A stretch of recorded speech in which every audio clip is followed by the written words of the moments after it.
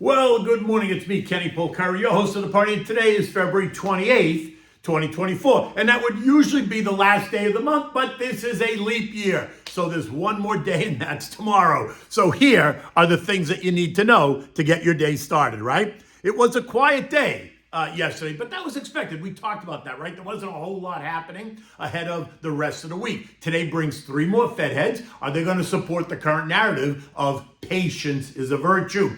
Bonds are down, oil's up on more OPEC speculation and production cuts, but then it's down this morning on members possibly thinking about bailing on the cartel. Mortgage apps are lower, right? They're down, think higher rates, and there's more RICO data at 8:30 this morning. Futures are down, you can't be surprised on that. And what do we have at dinner tonight? We're gonna have the Chianti Risotto, right? Which is a Tuscan favorite. Okay, markets remain a little bit confused. One day it's that the Fed is cutting rates 3+ times, and the next day they're not cutting at all. Eco data remains mostly mixed, but it's not pointing to an economic slowdown either. Earnings have been better than expected, and the forecasts remain, for the most part, fairly robust. Bonds continue to come under pressure as bond investors demand extra yield to hold the debt. The TLT, which is a 20-year Treasury, 20-year Treasury bond ETF, is down 6% year to date, and the 20-year yield is now at 4.55%. That's up 11% off the December low of 4.1. The 10-year yield is at 4.27%. That's up 13% off the December low of 3.7%. Shorter duration 3 and 6 month bills are still yielding 5.4, 5.35% respectively. But what's interesting is that the differential between what investors are demanding for investment grade corporate debt and U.S. Treasuries is at the lowest level since the great financial crisis of 2008-2010. The narrower gap suggests that investors are not concerned about the ability of companies to make regular and on-time payments on their debt, which suggests that they are not concerned about an economic slowdown, because if they were, they would be demanding higher yield from investment-grade corporate debt, right? U.S. Treasuries, remember, always trade at a slightly lower yield because there's no risk that the U.S. government is ever going to default. So therefore, they get to pay a little bit lower yield, right? It's just Econ 101. It's risk and reward. Lower risk, lower yield, higher risk, higher yield. Or higher reward, I should say. In any event, the markets ended the day mixed, right? The Dow was down 96 points or 0.25%. The S&P, though, gained 9 points or 0.2. The S&P was up 60 points or 0.4. The Russell gained 30 points or 1.3%, the outperformer. The transports lost 45 points or 0.3, while the equal-weighted S&P gained 30 points or 0.4%. So what's going on with the Magnificent Seven? Tesla is down 19% year to date. Apple down 5% year to date. Yesterday announcing that they're abandoning plans for their autonomous car and leaning into and focusing on generative AI. That's a positive, but the stock is down on the year so far. Google, which was up 11% in late January, is now down 1% year to date after some disappointing revenue misses when they announced earnings back on January 30th. And then more recently, the news that they have some stunning failures on their Gemini AI image generation product. CEO Sundeep Pichai blasting staff yesterday on the problematic responses from Gemini when asked to generate historic scenes and images of people that run the risk of perpetuating biases. So when it's asked, by the way, for an image of a nurse, it creates an image of a woman, as if all nurses are women. When asked for a CEO, it creates an image of a man, as if all CEOs are men. And when asked for images of historical figures like George Washington, it generated a picture of a black man that looked like George Washington, but clearly wasn't George. And I assume I don't need to clarify what's wrong with that, right? And so it's a problem. And this demonstrates the challenges that tech companies face, right? Biases and misinformation, and a poorly designed and equipped product, right, reflecting those biases only amplifies the issue, leaving Sunday to lose his mind and causing some investors and traders to hit the sell button, while other investors and traders actually hit the buy button, because remember, there are always two sides to a trade. The other four names in the Magnificent Seven are doing just fine. NVIDIA's up 57%, Microsoft up 9%, Amazon up 14%, and Meta up 37% all year to date. Now, EcoData yesterday revealed that durable goods were weaker than expected, but capital goods orders shipped were stronger. Housing prices are on the rise, yet the Conference Board Consumer Confidence number plunged, while both the Richmond Fed Manufacturing Index and the Dallas Fed Services Activity were both a bit lower. Right, so mixed data once again. Then yesterday we had Fed Governor Ǩǐří Bowman, and she's repeating her comments that it is too soon to begin to cut rates, and that follows Kansas City Fed President Jeffrey Schmidt on Monday, right, his comments from Monday. Now today we're going to hear from 3 more Fed heads, right, and my sense is that they're all going to line up on the same side of the line, stressing the need for patience, while assuring investors that the next move, when it comes, is down and not up, right? So that will be the positive out of that. It's just a matter of when. Tomorrow brings us the latest PCE reading, the Fed's favorite inflation gauge, and that's expected to be up. It should not catch anyone by surprise, unless, of course, you've been living under a rock. Now, there are some market pundits that are suggesting that rate cut expectations have been reset, and so this should not be a volatility event at all, to which I'd say, be careful. Why? Because the idea that the Fed was going to cut rates 6 or 7 times was never realistic. So the idea now that the narrative is 3 cuts, to me, still seems illogical. I'm in the no-cut camp. Why? Because the data, which is what they say is important, does not demand any cut at all, and the Fed heads appear to be making that clear that they favor going slow. So I still think there's some fluff that needs to be taken out. Not a lot, but as I've been saying, I think it still feels a bit toppy.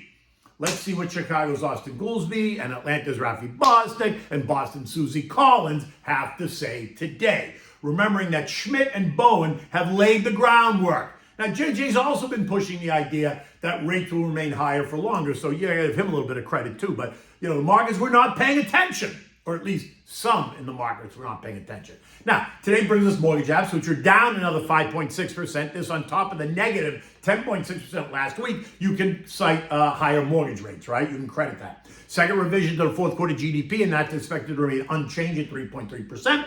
Personal consumption of 2.7%, and then retail and wholesale inventories will be out after that. Oil yesterday was up $1.30 to end the day at 78.87. Rumors that OPEC is considering extending production cuts through all of 2024 to help support $80 oil, right? And that's being cited as the reason. We've talked about that. They need oil to be $80. But today, oil's down 80 cents on some of the smaller OPEC members thought to be reconsidering their membership and leaving the cartel, as Angola did in December. And this is going to create an issue for the kingdom, as they won't be able to control production amongst those rogue nations. Think more supply, lower prices. Again, did you skip Econ 101, supply and demand? I mean, I think that was chapter 1. In any event, oil remains in the $75, $85 trading range. Gold continues to trade also in a range, right? Between 2030, 2050, bouncing off support and then hitting a 10 on resistance and bouncing off support again. Yesterday, it traded in the 2033, 2050 range. Today, it's trading at 2036, 2042 range. Again, until the market gets clarity on what the Fed is thinking, think timing of rate cuts, it's going to remain stuck in that range. If they suggest a May cut, which is unlikely, then watch as gold will advance.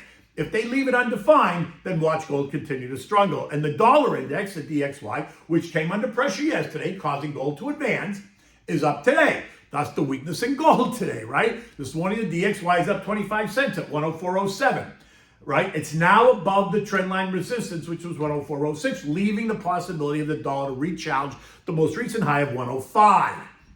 And if they leave policy undefined, I suspect that the dollar is going to advance, right? Think higher for longer, and that's good for the dollar, and it's bad for gold because remember, commodities are priced in dollars. A stronger dollar puts pressure on commodities. A weaker dollar helps commodities advance.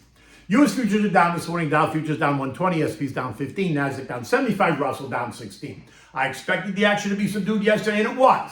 I suspect today might see an uptick in lower prices if the Fed heads all sing the same song. Remember, investors, traders, and even the algos are reluctant to make any big bets ahead of the Fed speak and the eco data that's due out tomorrow and then again on Friday. Do not be surprised to see some of the tech names come under some pressure as investors look for opportunities in other sectors. We've been talking about this, and we've actually been seeing it happen. As a long-term investor, you need to think like a portfolio manager, not like a day trader. I expect stocks to retreat just a bit. In fact, I hope they retreat, and you should too, right? Until then, keeping some cash in your money market fund is never a bad idea because you want that money available if the market retreats, right? I mean, it's earning 5%, so it's not bad. European markets are lower this morning. Euro stocks, France, Germany, and Italy are all higher on the year, while UK and Spain are lower on the year. Eurozone economic activity and consumer confidence is due out today. France, Germany, and Spain, CPI is due out tomorrow, and Eurozone CPI is due out on Friday. The S&P closed at 5,078, up 9 points. The focus is going to be on what the Fed heads have to say today, and more speculation then about tomorrow's PCE. Will their comments suggest that they know something that the rest of us don't? Thursday is the end of the month, and it has been an exciting month. We started the month at 48.50, and we ran into a high of 51.11, a 5% move and into a new millennium at 5,000, and then a new century in that millennium, 5,100. Many analysts have 5,100, 5,200 as a year-end target, and it's only February 28th. So either they're wrong, or the market's going to pull back, it's going to regroup, and then it's going to surge again at the end of the year, which is why it's about time in the market and not timing the market, right? You're a long-term investor. I'm looking for some more churn, and I expect the broader market to back off a bit going into the end of the quarter. Call me to discuss because I'm always happy to talk markets and investments and help you put a plan together. In any event, what do we have for dinner tonight? We're having the Chianti Risotto, right? This is a Tuscan favorite. This works great as a first dish. It works great as a side dish. You can have it with, maybe a nice grilled steak or a veal chop or a pork chop. I mean, it works with really anything, right? Now, for this, you need the basics. So you need chicken broth, which you're going to heat up. You need butter. You need finely chopped onion. You need 2 cups of arborio rice. You need 3 cups of wine, 3 cups of Chianti wine. And you need the grated Pecorino Toscano cheese. And we'll talk about that in a moment. Now, get a big, heavy saucepan. Heat up the butter. Then add the onions. Cook until the onions are translucent, right? Don't burn them. Just let them get nice and soft and translucent. Now add the rice. Stir that. Get it all coated in the butter and onions, right? Toast it a little bit. And add 1 cup of wine. Stirring continuously over medium heat until all the wine is absorbed. Now, add a 1/2 cup of hot chicken broth. Stir. Then add 1/2 cup more of wine, alternating between the chicken broth and the wine, right? Stirring as it gets absorbed until you've used it up. Do not use more than 2 cups in total of the Chianti. Continue doing this for about 20, 25 minutes maybe until the rice is cooked, but it remains slightly firm to the bite. Remove it from the heat, add another dollop of butter and a handful of that cheese. Stir it, and it's ready to go. You want to serve this in a warm bowl, always having more grated Pecorino Toscano cheese at the table for your guests. Now, Pecorino Toscano cheese is a firm textured cheese that is produced in Tuscany, thus adding to the allure of the dish as being a Tuscan favorite. In any event, look at this. It's another gorgeous day here in South Florida. The sun is out, the sky is blue. It's probably going to be about 75, maybe 78 degrees. Perfect. Another perfect day. In any event, until tomorrow, take good care.